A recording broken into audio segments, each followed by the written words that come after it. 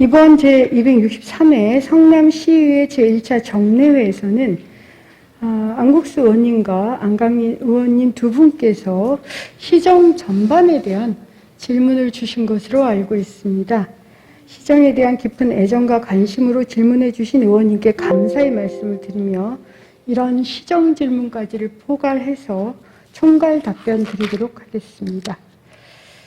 먼저 안국수 의원님께서 질문하신 공익제보로 접수된 공직자 비의사실 의혹에 대해서는 우리 부시장님께서 안국수 의원님께서 주신 녹취에 관련해서 사실 확인을 해보겠노라고 답변을 주셨기 때문에 그것을 제외하고 2018년 7월부터 2021년 5월 현재까지 공익제보를 통한 저희 공직자 비의사실 현황은 총 18건입니다. 업무 관련 11건, 복무위반 3건, 기타 4건으로 조사 결과에 따라 징계, 훈계 등 행정상 조치를 완료했습니다.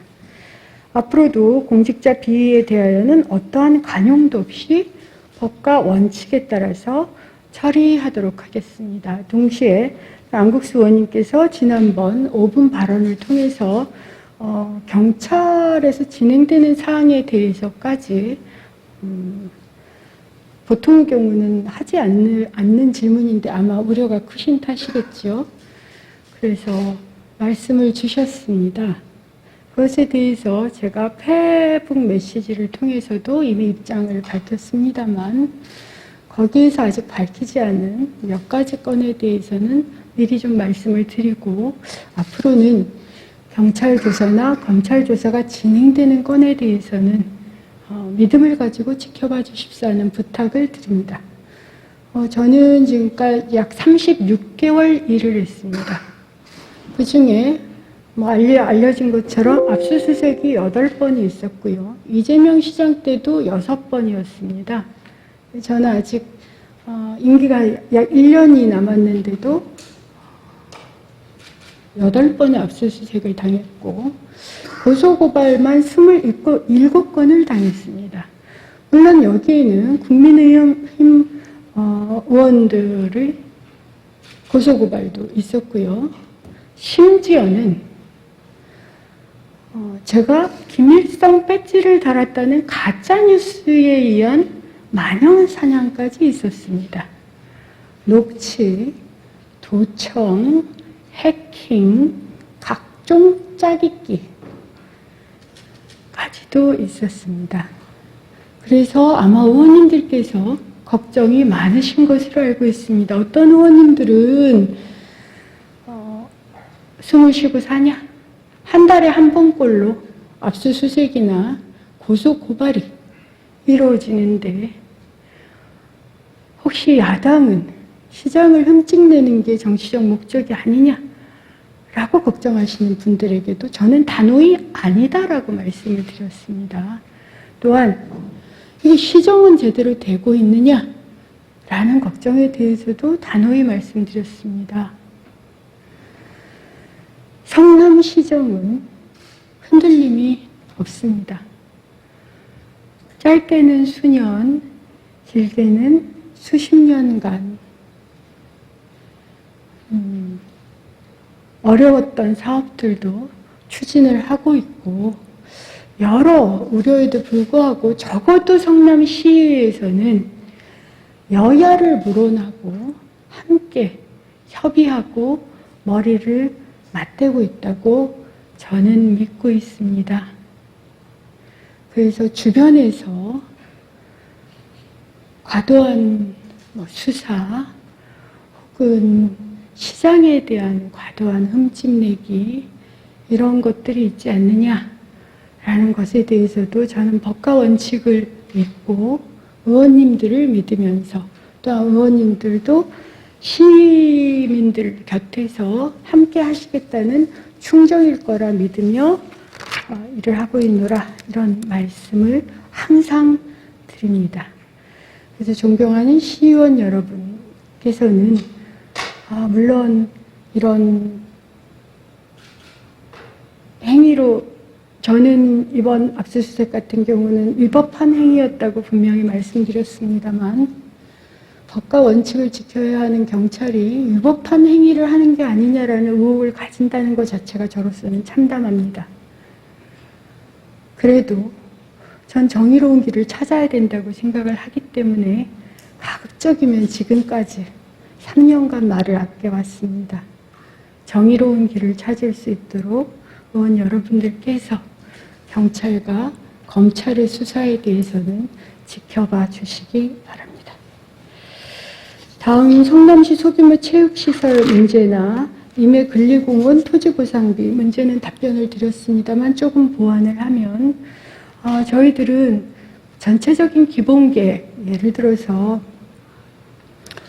공원 일몰제에 따른 매입은 여러 공원이 있습니다. 성남시 전역에 걸쳐서 그런 기본계획을 수립하고 있습니다.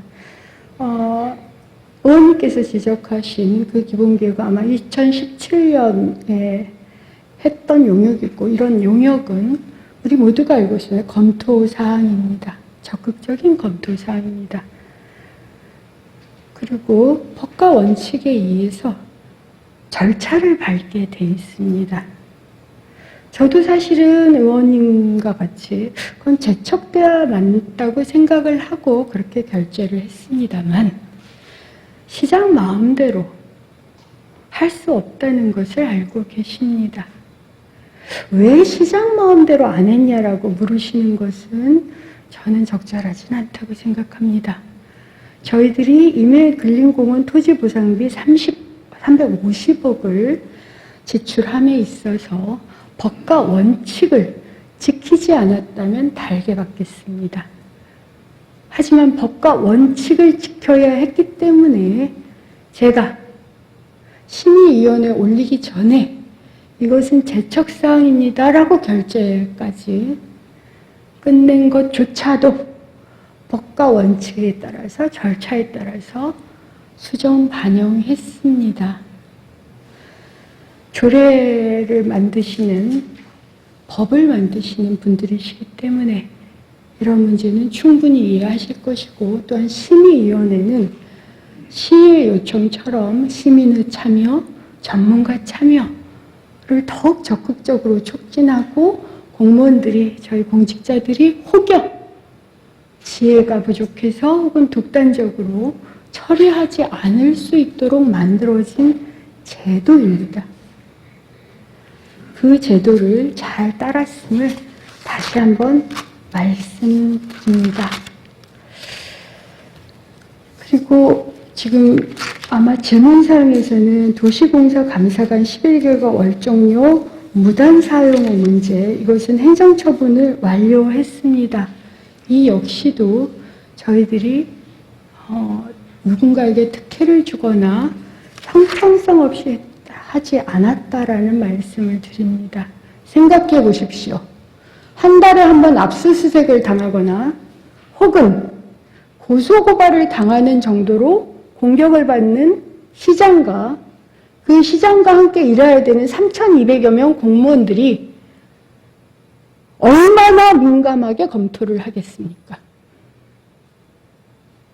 걸핏하면 녹취에 요즘에는 도청과 해킹 의혹까지 제기되고 있습니다. 제가 제 핸드폰을 녹취당하고 있는 거 아닌가 혹은 도청당하고 있는 거 아닌가라는 개인적인 의혹이 들 정도로 참담한 상황이기 때문에 그것이 혹시 시정에 반영될까 봐 하루 24시간도 부족하게 검토를 하고 있습니다. 그 과정에서 만일 하나 실수가 있을지는 모르겠습니다만 저희들이 그런 노심초사, 시정에 집중하고자 하는 노력이 이미 3년을 보아오셨을 겁니다. 그렇다면 조금만 더 지켜봐 주시고 애정을 가져주시기 부탁드리겠습니다. 그 다음에 식품연구원 부지 아파트 건축 인허가 관련해서도 저희들이 이미 2015년 9월에 도시관리계획 결정 고시가 되었고 2016년 11월 그리고 2017년 2월 사업 승인을 받았고 아마 이게 충분히 설명이 됐을 겁니다. 옹벽 문제로 알려진 그 부지입니다. 제가 취임하기 전에 사업 승인이 난 사안이지만 저희들이 아주 엄격하게 점검하고 있습니다. 다만 사업부지 내 옹벽에 대하여는 착공정, 굴토심의 구조 심의를 득하고 한국지방공학회로부터 추가로 안정성 검토까지를 받은 것은 저희들이 확인했습니다. 다만 공익강사 청구가 2021년 5월 13일 되었고 그 내용은 산지 전용 및 토지 형질 변경 등 인허가에 대한 사항이었어. 현재 감사원의 감사가 진행되고 있습니다. 저희 역시 매우 적극적으로 협조하고 있습니다. 성남 시민의 생명과 안전을 혹여나 위험에 빠뜨리는 일이 없도록 저희가 최선을 다하고 있습니다. 또한 이번에도 또 의혹 문제를 질문해 주셨습니다. 아마 보충 질의 때 그 해당 국장이 답변을 할 겁니다만 제가 미리 답변을 드리겠습니다. 장애인체육회 사무국장 채용 의혹에 대해서 성남시 장애인체육회 사무국장 채용은 성남시 장애인체육회 규약에 따라서 이루어졌습니다. 공개 모집을 공고를 했고요. 서류 면접 심사를 거쳐 올해 4월 5일자로 임명하였습니다. 또한 과정의 투명성과 공정성을 확보하기 위해서 대한장애인체육회, 경기도 장애인체육회 등 상급 단체와의 협의는 물론 여러 가지 점검들이 적법한 절차에 걸쳐서 이루어진 것으로 알고 있습니다. 추후에 의혹이라고 표현을 하셨기 때문에 그 부분에 대해서는 해당 국장님께 좋은 질문을 주시기 바랍니다. 그 다음에 안강림 의원께서 질문하신 성남시 코로나 주요 현황과 대책 및 조치사항 및 코로나19 백신 접종 실태에 대해서 제가 조금만 더 보완을 드리면 아까 이웃을 잘못 만난 거냐라는 말씀을 주셔서 그렇게 이해되면 굉장히 곤란하다라고 생각해서 다시 한번 말씀을 드립니다. 성남은 경제와 문화의 권역입니다. 핵심 도시입니다. 물론 10만 명당 확진자를 하면 저희가 1위는 아닙니다. 포천이나 이런 데가 훨씬 더 높습니다. 10만 명당. 하지만 총 지금 확진자는 저희가 많습니다. 왜 이것을 저희가 고민을 하지 않았겠습니까?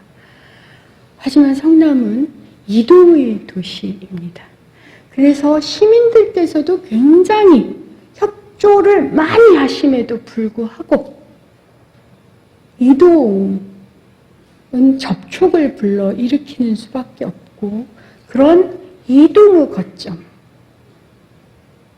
곳은 확진자가 많습니다. 그래서 저희들이 사력을 다하고 있는 겁니다. 어떻게든 백신 접종률을 높이려고 하고 있고 더 많은 지원을 하고자 하는 겁니다. 그래서 이웃을 잘못 만난 게 아니라 우리가 오히려 성장하고 성숙하는 도시이기 때문입니다. 이제는 저희 예를 들어서 고향 같은 경우는 이동을 보면 서울로 이동하고 다시 고향으로 돌아가는 정도의 이동이 핵심입니다. 우리는 그렇지 않습니다. 우리는 강남으로 가기도 하고 강남에서 오기도 하고 수원, 화성, 광주, 용인 등등에서 오고 있습니다. 판교 테크노밸리 이미 100조 이상 매출을 올리고 있는 이곳을 60에서 70%가 외부에서 출퇴근을 하고 계십니다. 그 모든 것을 점검하고 있습니다. 이게 경제에는 굉장히 좋습니다. 우리 특히 상인들이 특히 일부 구역에서는 저희는 거주민만을 대상으로 해서 사업이 이루어지는 곳이 아닙니다.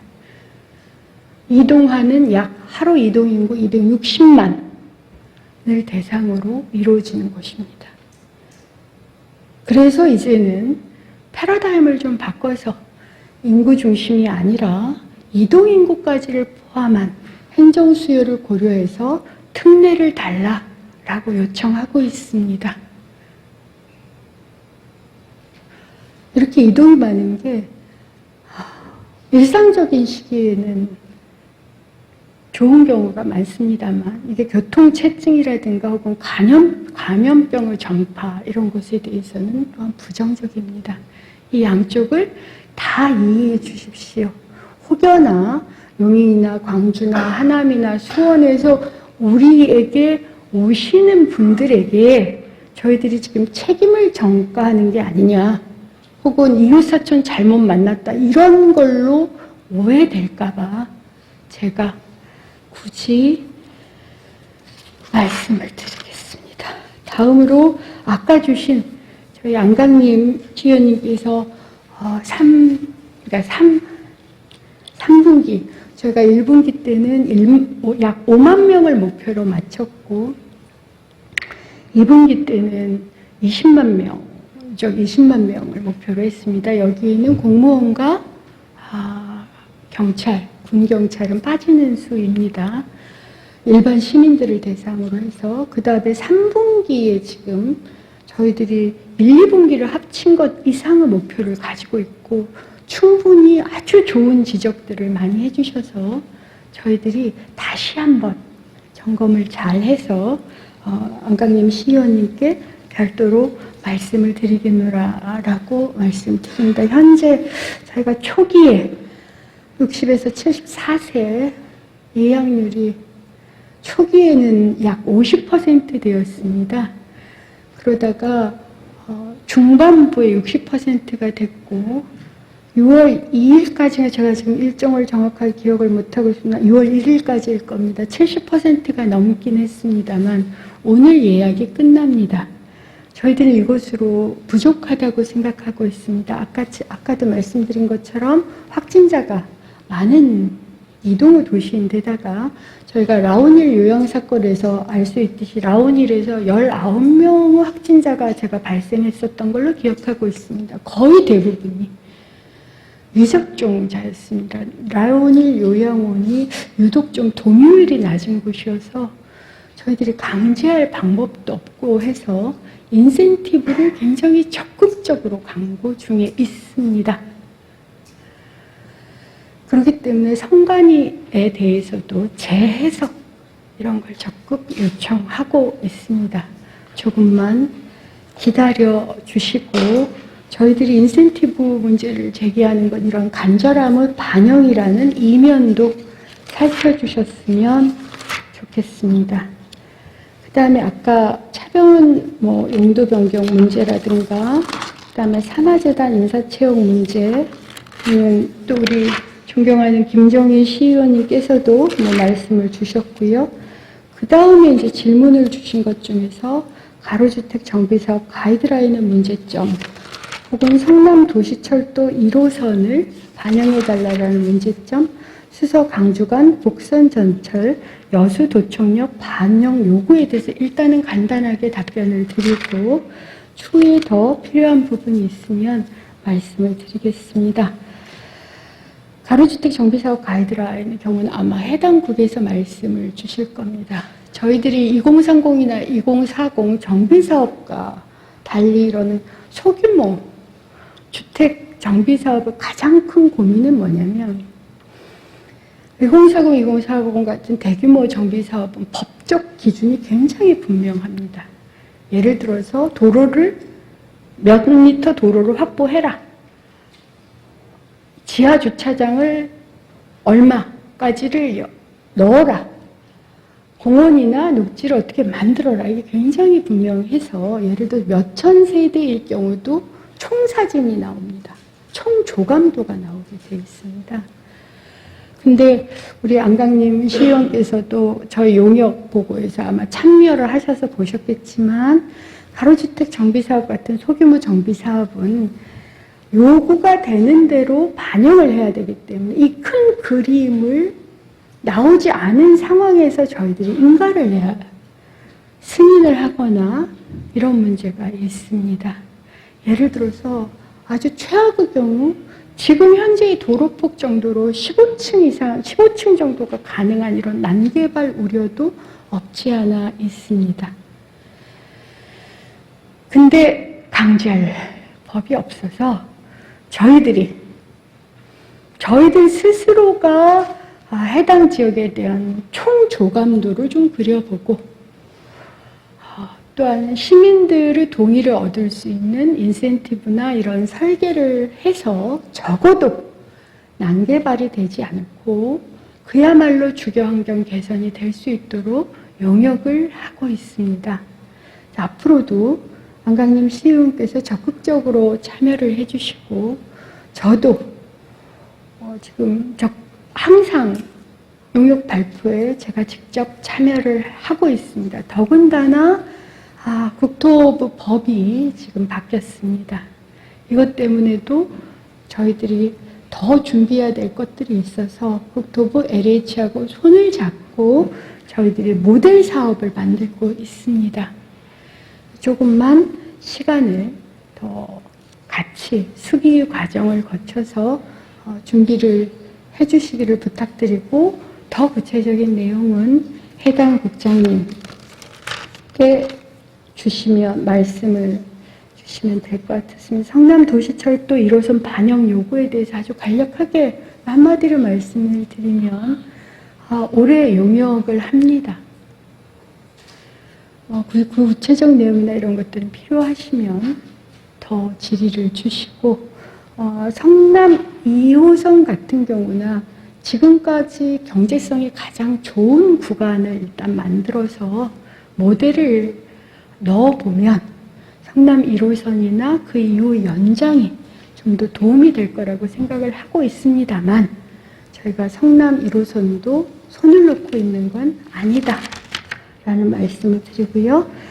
수서 광주간 복선 절차 여수 도청력 반영 요구에 대해서는 제가 광주시장님도 만나 뵙고 또한 의원님도 해당 의원님도 광주 쪽 국회의원님도 만나 뵙고 저희 박호곤 시의원님을 비롯한 여러 의원들께서 또한 광주 시의원들을 만나 뵌 것으로 알고 있습니다. 왜 이런 지금 협의가 진행 중이냐면 저희는 국토교통부 수서 광주간 대한노선을 일단 만들고 그래서 공사 기간이라든가 이런 것은 광주가 그런 우려를 하고 있습니다.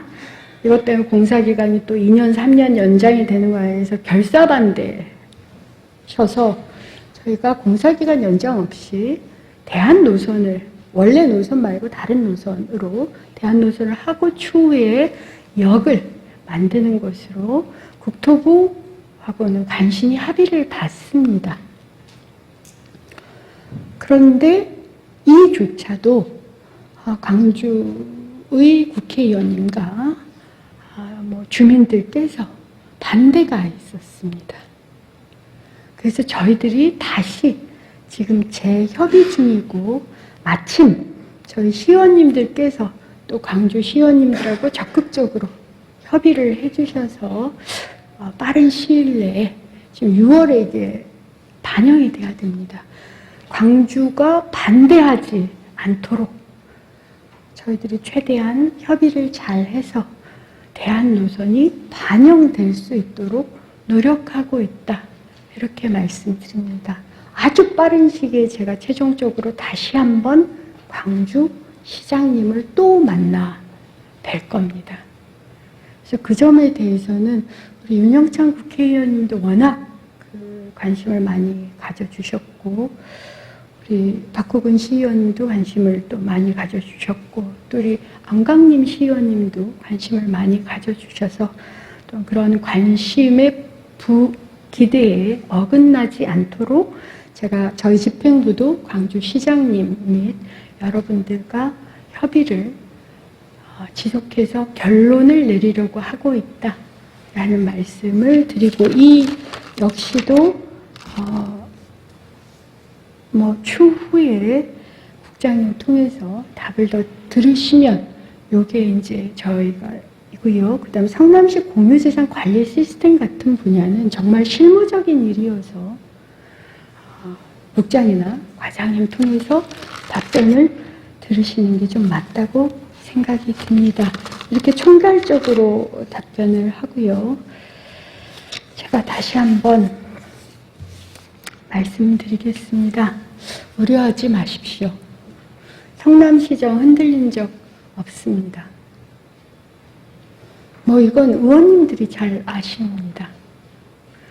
제가 지금 취임하자마자 고도정수 처리장 한 달 만에 사업비를 가져온 것도 기억을 하실 거고, 아주 정말 처리장 지하화는 사실은 법 개정이 굉장히 힘들었습니다. 군사법을 개정해야 되기 때문에. 그래서 김태년 의원님 등의 도움을 받아서 그것도 거의 3년이 걸렸고요. 그 다음에 28년 만인가요? 성호시장 재개발 문제. 제가 알기로는 6월부터 저희한테 지금 6월부터 임시시장을 개설하겠노라 승인을 해달라라는 요구가 들어왔습니다. 그래서 6월부터 성호시장 그 어려운 난제가 풀리고 있습니다. 이것뿐만이 아닙니다. 교통정책 그 패러다임을 지금 바꾸기 위한 노력을 저희들이 하고 있는 걸 알고 계실 거고요. 모란 판교 연장 뭐 이런 것들은 이미 위례 3동선 문제라든가 거의 반영이 됐고요. 지금 용역을 하고 있는 게 두 개가 지금 핵심 쟁점입니다. 하나는 서울, 그러니까 성남, 용인, 수원까지를 잇는 지하철 3호선 연장 문제가 하나 있고요. 또 하나는 강주 오포까지를 잇는 지하철 8호선 연장 문제가 있습니다. 제가 왜 이것을 이렇게 관심을 가지냐면 저희 대한민국 철도는 남북 라인을 기본선으로 하고 있습니다. 이런 선이 있습니다. 남북. 그리고 동서 라인은 이게 보조축으로 들어갑니다. 그런데 저희 성남 서판교 쪽과 그 다음에 원도심 쪽이 남북 라인이 없습니다. 그래서 지하철 3호선을 연장하면 하나의 남북 라인이 연결되는 거고요. 또 하나 강주도 그렇습니다. 그러면 여러 가지 효과가 있습니다. 근데 이것을 광주시장님, 뭐 용인시장님, 수원시장님, 그리고 관련 또 시민들과 지속적으로 협의를 해야 되는 쉽지 않은 사항입니다. 예를 들어서 만약 수서 기지를 이전하려면 10만 평의 땅이 필요합니다. 아시겠지만 이 10만 평 땅 협상은 현재 굉장히 어려운 상황입니다. 그래서 안 되느냐고요? 그렇지 않습니다. 성남시정이 흔들림이 없다는 것은 성남시정은 안 되면 그만 이런 거 없습니다. 방법을 찾고 있고 곧 발표 가능할 겁니다. 그렇게 저희가 3년을 일해왔습니다. 226개 기초지자체장 중에 아마 저처럼 마녀사냥을 당한 경우는 없을 겁니다. 그럼에도 불구하고 가장 많은 사업을 해왔고 공약도 걱정을 하시는데 최소한 평균 이상은 현재까지 이루어지고 있습니다. 그래서 의원님들께서 많이 걱정하시는 것은 알고 있습니다만 저와 저희 3,200여 명 공무원들의 헌신을 조금만 더 지켜봐 주십시오. 항상 제가 결과로서 말씀드렸습니다. 예를 들어서 e스포츠 경기장 도비 따오고 승인 받는 것 결과로서 말씀드렸습니다. 판교 콘텐츠 특구 결과로서 말씀드렸습니다. 판교 트램 실행 저희가 2번 실패를 했는데 국비사업으로 3번째 전략을 말씀드렸습니다. 그리고 올해 5억을 반영해서 합니다. 항상 이렇게 결과로서 말씀드립니다. 두 번째로 과정의 이상이 없도록 저희가 정말 거듭 점검합니다. 아까도 말씀드렸지만 도청과 해킹까지 당하는 시장과 공무원의 입장에서는 굉장히 정확해야 됩니다.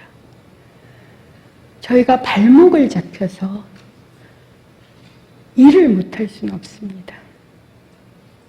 제가 지금까지 일일이 대응하지 않은 이유도 대응할 시간이 없습니다. 그런 공격에 대응할 시간이 없습니다. 성남은 너무 소중한 도시고 성남의 성장은 너무 빨리 이루어지고 있으며 성남은 제가 항상 큰 폭포가 소리가 크다고 얘기하듯이 여러 가지 문제들이 종합적으로 발생하는 곳입니다. 지금도 최선을 다하고 있고 앞으로도 최선을 다하겠습니다. 그러니 우려를 걷어주시고 잘 살펴봐 주시고 저희가 혹여 지혜가 부족하거나 점검을 못해서 제대로 못하는 것에 대해서는 꼭 지적해 주십시오. 반영토록 하겠습니다. 이것으로 저희 총괄 질문, 총괄 답변을 마치도록 하겠습니다. 경청해 주셔서 감사합니다.